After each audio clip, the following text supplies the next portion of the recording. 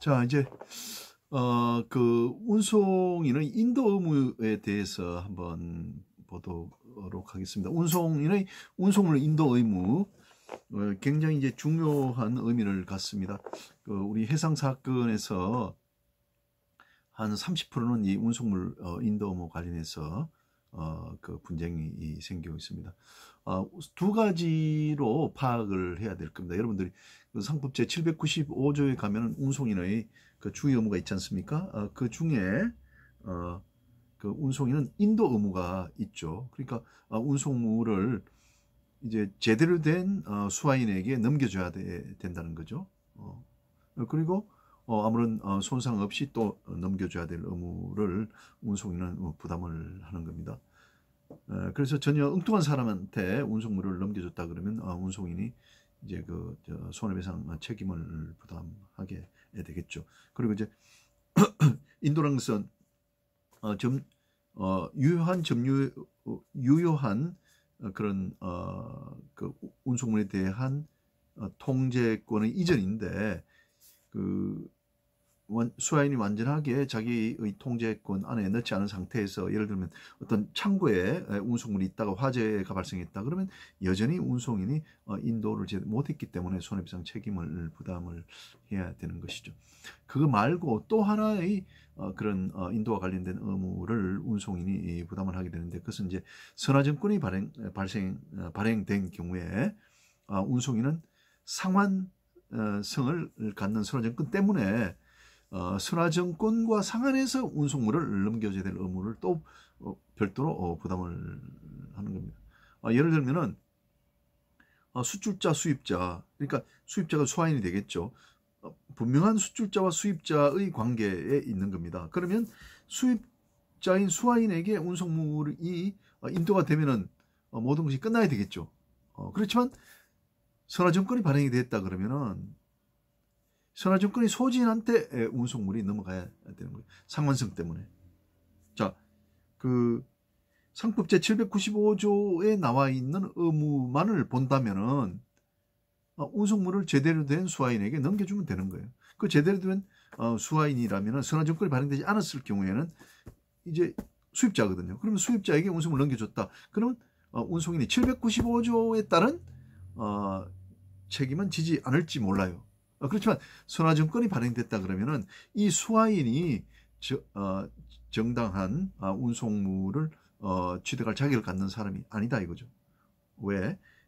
이제 그 선화증권을 소지하고 있는 사람은 담보로서 이 선화증권을 소지하고 있는데, 수화인이 대금을 지급하고 은행에게, 즉 선화증권 소진이 은행에게 대금을 지급하고 은행으로부터 선화증권을 수령해서 이걸 가지고 선박 소유자에게 가면은 선장이 운송물을 내어주는 그런 것이 이제 제대로 된 운송물 인도 절차죠. 그래서 795조에 있는 운송물 인도 의무와 선화증권이 발행된 경우에 운송인이 그 선화증권의 소진에 대해서 운송물을 상환해서 운송물을 넘겨줄 의무를 부담하는 것, 그리고 그러한 권리를 부담하는 것은 서로 별개의 것이다라는 것을 여러분이 아셔야 된다는 것이죠. 그러니까 선화증권이 상환되지 않은 경우에는 여전히 운송인은 인도 의무를 부담하는 것이다라고 여러분들이 이해를 해야 된다 이거죠. 그래서 340페이지서부터 이제 운송인의 이제 운송물 인도 의무가 이렇게 쭉 나오거든요.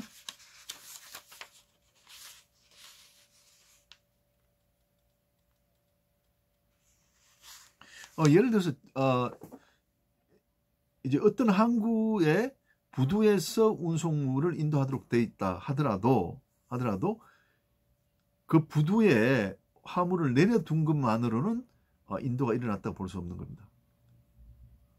변제의 제공에 지나지 않는 겁니다. 그 운송물을 받아갈 수령자가 자기의 그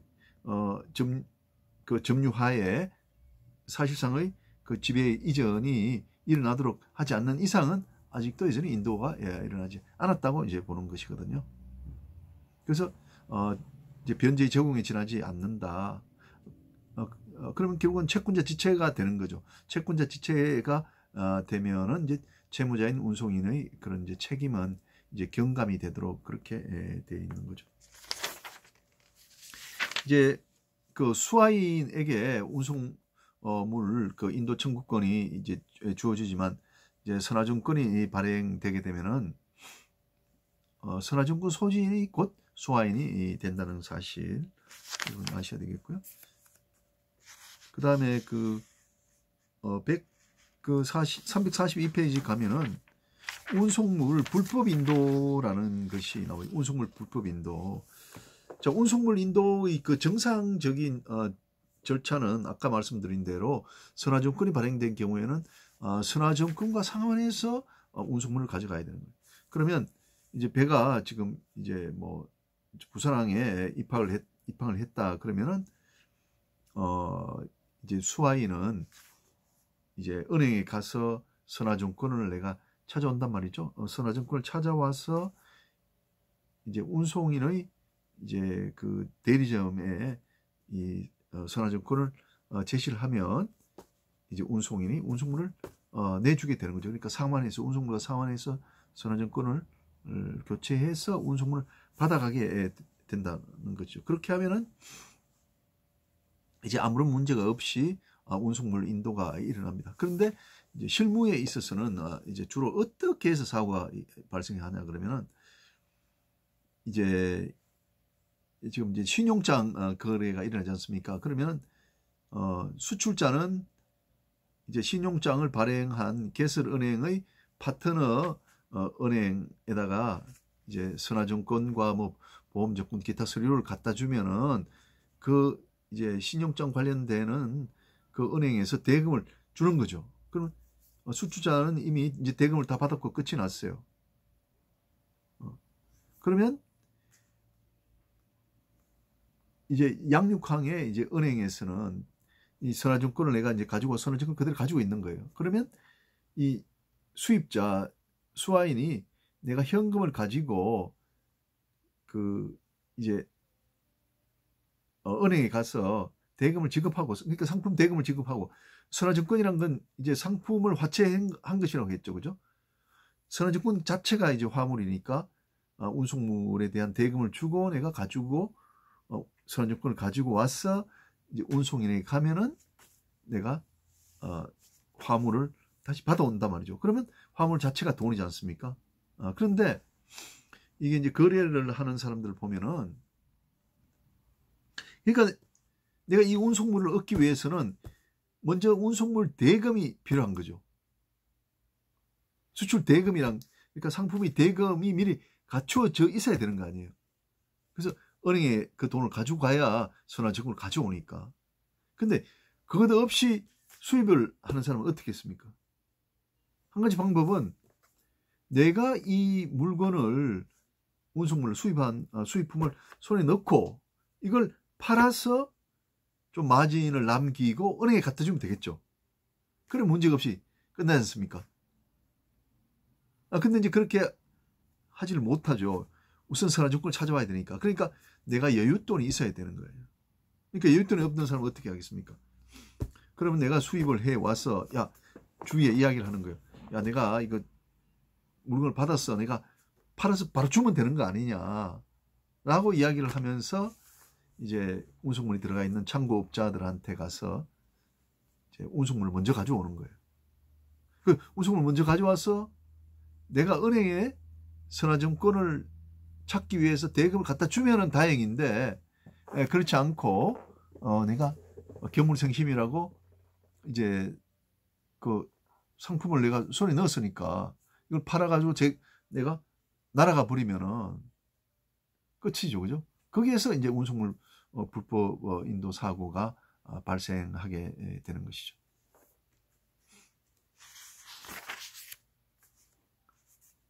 자, 그래서 이제 좀 더 구체적으로 들어가 보면은 우리 강의한 제 42페이지, 그다음에 교과서는 이제 344페이지가 됩니다. 현재 이제 우리나라는 좀 다른 나라하고 달리 이제 외국에서 들어오는 화물들은 모두 보세 창고에 일단 들어가야 돼요. 보세 창고에. 통관의 절차를 밟아야, 통관의 절차를 밟아야 된단 말입니다. 그러면 이 부두에 이렇게 수입자가 와서 찾아가 뿌리면은 운송인으로서는 진짜 편할 텐데, 우리나라의 경우에는 그렇게 하지 못하고 항상 보세 창고에 가서 좀 기다려야 돼요. 그래 통관이 되면은 그때 비로소 이제 수입자가 찾아가고 운송인의 의무가 이제 종결이 되는 거예요. 자, 그래서 중간에 창고가 끼고 있는 거예요.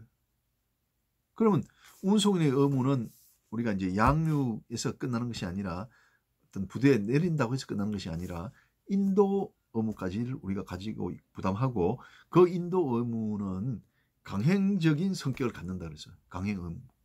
그러니까 그 인도 의무를 우리가 없다고 약속을 하면 무효가 되는 거예요, 상법상. 그러니까 인도 의무를 갖고 있다는 거예요.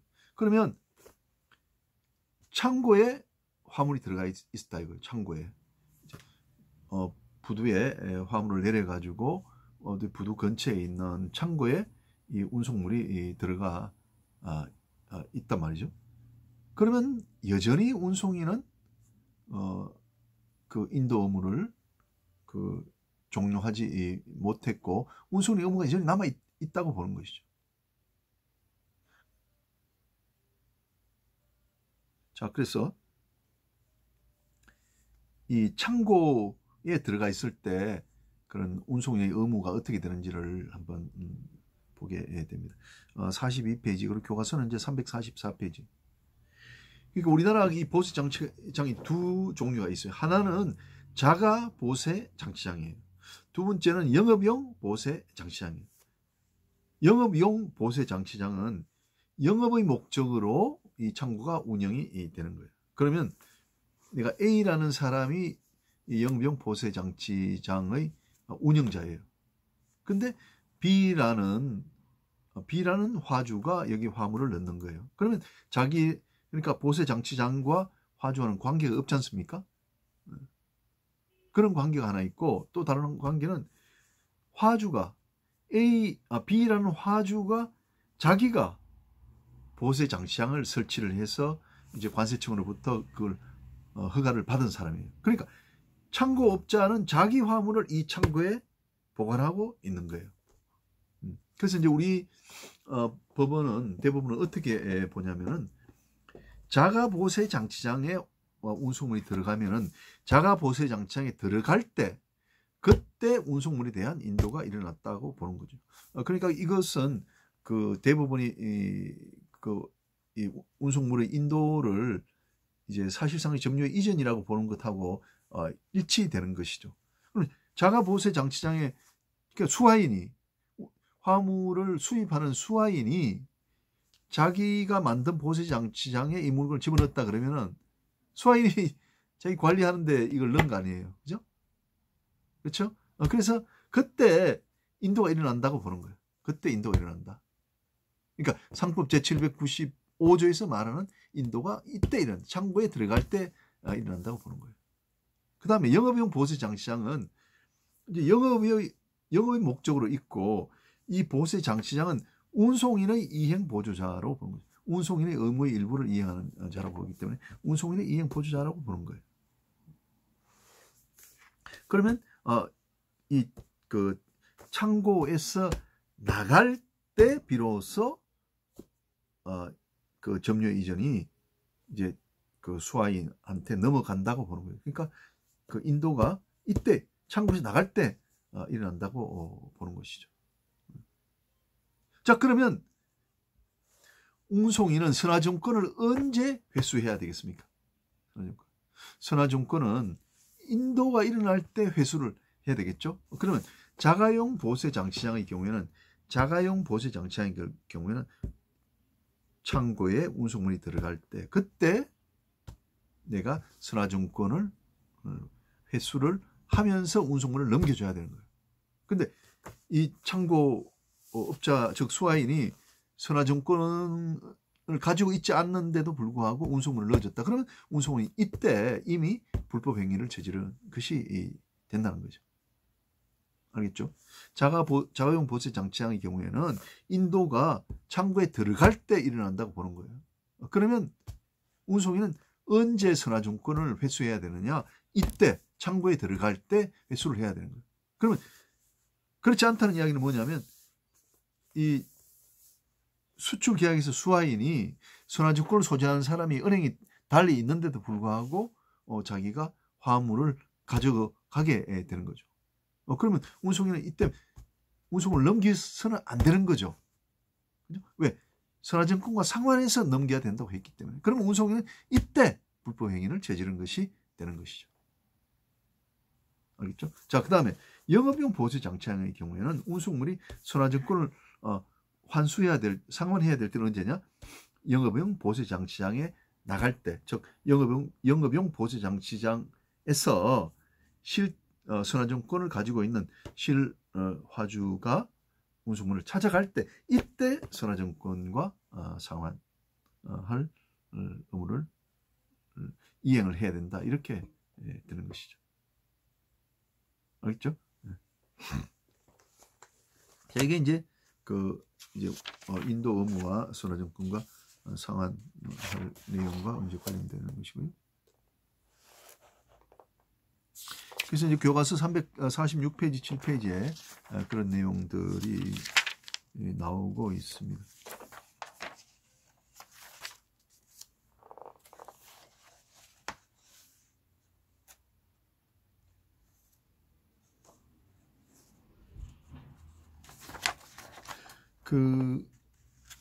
이제 교과서에 보면은 이중적 임치론이라는 게 있어요. 344페이지에. 이건 무슨 말이냐 그러면은 실제로는 이제 우리나라 그 실무상 그 창고 계약을 누가 하냐, 임치 계약을 누가 하냐면 실화주가 해요. 실화주가. 운송인이 하는 것이 아니고 실화주가 하는 거예요. 그럼 화주가 내 물건이 지금 이제 배를 통해서 오지 않습니까? 그러면 내 물건을 어느 창고에 넣겠다고 결정하는 것은 수화인이, 그러니까 수입자예요. 수입자가 창고를 다 정해 놓는 거예요. 그런데 그러면 특히 영업 보수 장치장과 같은 경우에는 운송인은 여전히 인도가 끝나지 않았다고 보는 거거든요. 그러면 운송인이 이 창고업자를 지정을 하면은 이 창고업자가 운송인의 말을 듣겠죠.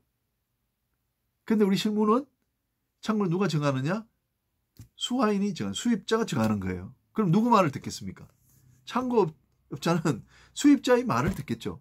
그러면 영업용 보세장치장에 들어가 있는 동안은 여전히 운송인의 인도 의무가 종료되지 않고 이 창고업자는 운송인의 이행 보조자인 거예요. 왜? 운송의 의무가 여전히 계속되고 있기 때문에. 그렇죠? 우리 상법 제795조에 따르면 보관 의무, 운송 의무, 양육 의무, 그 다음에 인도 의무가 있는데 인도가 아직도 끝나지 않은 거예요. 그렇다면 이 창고업자는 운송인의 인도 의무를 도와주는 이행 보조자의 지위에 있는 거죠. 그러면 이 이행 보조자가 잘못해서 문제가 생겼다. 창반에 들어가 있는 중에 화재가 발생해서 문제가 생겼다. 손해배상 문제가 생겼다. 누가 잘못했느냐? 창고업자 잘못했다 하면은 여전히 운송이 책임져야 되겠죠. 채무불이행 책임을 져야 되겠죠. 이행 보조자의 과실은 곧 채무자의 과실이기 때문에. 그 다음에 이 사람이 선화증권과 상관없이 운송을 내줘버렸다. 그러면 선화증권 소지인이 운송인에게 채무불이행 책임을 또 물을 수 있는 거죠. 말하자면 이게 사고가 발생될 여지가 굉장히 많은 거예요. 운송인이 자기가 선임하지도 않고 자기가 창고를 주는 것 아니에요. 실화주가 지정하고 또 창고에도 주는데 불구하고 우리 법리적으로는 여전히 운송인이 창고에 운송을 있는 동안은 그 운송의 의무가 존속되는 것으로 보는 거예요. 그래서 여기 나온 이중 임치론이라고 해서 임치는 왜 창고업이지 않습니까? 창고 계약이거든요. 그러니까 한편으로는 시라주의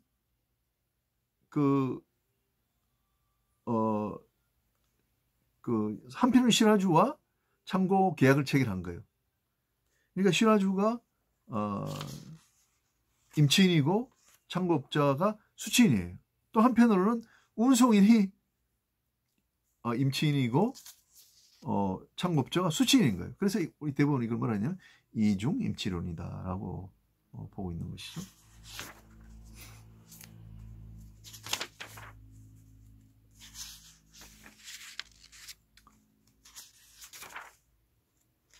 네, 그 다음에 이제 353페이지에 그 보정도에 대한 이야기를 좀 해드릴까 합니다. 보정도.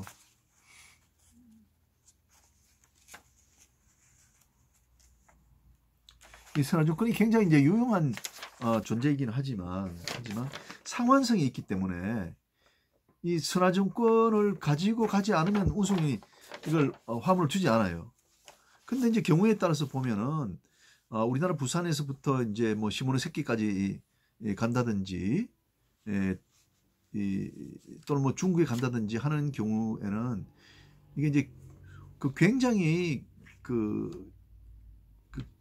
거리가 짧죠. 그죠? 하루 만에 배가 가버려요. 근데 선화증권은 이제 며칠 걸려가지고 수입자의 손에 들어가요. 뭐 여러 은행을 거치게 되지 않습니까? 송화인이 이걸 받아갖고 또 은행에 갔다가 한국의 선화증권 그러니까 신용장 관련 은행에 갔다가 또 뭐 일본에 또 관련 은행에 갔다가 이런 식으로 돌아다니기 때문에 수화인이 선화증권을 손에 넣는 건 굉장히 어려워요. 그런데 배가 먼저 들어왔기 때문에 수입자의 입장에서는 선화증권을 가지고 갈 수 있는 그런 여지가 전혀 없는 거죠. 그럴 때는 이제 어떻게 하느냐? 시라주가 이제 운송인이나 혹은 선장에게 가서 사정이 이러하니까 만약에 그 선화증권과 관련해서 문제가 생기면 내가 모든 책임을 지겠다 라는 그 은행의 보증을 제시를 해요. 그러면 이제 운송인도 만약 문제가 생겼다고 하면은 선화증권을 비록 가지고 오지 않았다도 하더라도 문제가 생기면 그쪽에서 모두 책임진다 하니까 내가 좋다 하고 화물을 내어줘요. 그럼 화물을 내어주게 되면은 수화인이 화물을 찾아서 자기 목적에 쓰고 그 대금을 이제 은행에 가져가서 선화증권과 상환하고 그 선화증권을 뭐 폐기하면은 일이 끝날 텐데 그렇지 못하고 아까 말씀드린 대로 그 운송물을 자기 목적으로 사용해버리고 나타나지 않게 되면은 선화증권 소지인이 선화증권 소지는 그 자체가 운송물이기 때문에 운송인에게 왜 선화증권을 상환하지 않고 운송물을 내어줬냐는 것을 근거로 손해배상 책임을 물을 수가 있는 거예요.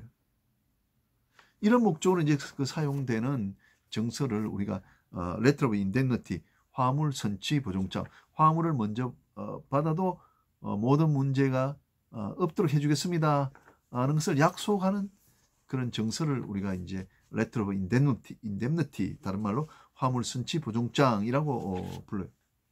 어떤 교과서에 보면 화물 선취 보증장은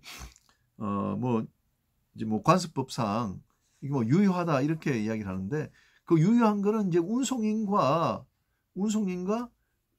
그 수입자 수화인 사이에는 유효하겠죠. 그 약속 자체가. 그렇지만 운송인과 그 선화증권 소지인 사이에는 여전히 불법행위 책임의 문제가 생기는 거죠. 이것은 제3자의 그런 효력을 어떻게 좌지우지할 수 없는 것이죠. 그러니까 Letter of Indemnity, 화물 선취 보증장은 선화증권 소지인과의 사이에서는 무효다. 아무런 효력이 없다. 운송인은 여전히 그 상환성의 책임을 부담하게 된다. 그렇게 이제 아시면 될 것 같아요. 오늘은 여기까지 하도록 하겠습니다. 여러분 대단히 감사합니다.